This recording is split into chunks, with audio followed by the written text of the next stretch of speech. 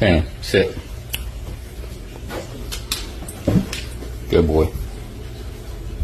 I really like Eminem. I prefer Skittles. No, like the rapper. Why would you eat the wrapper?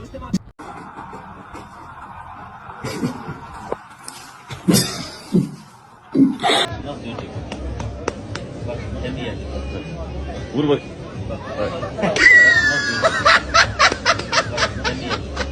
And his name is John C.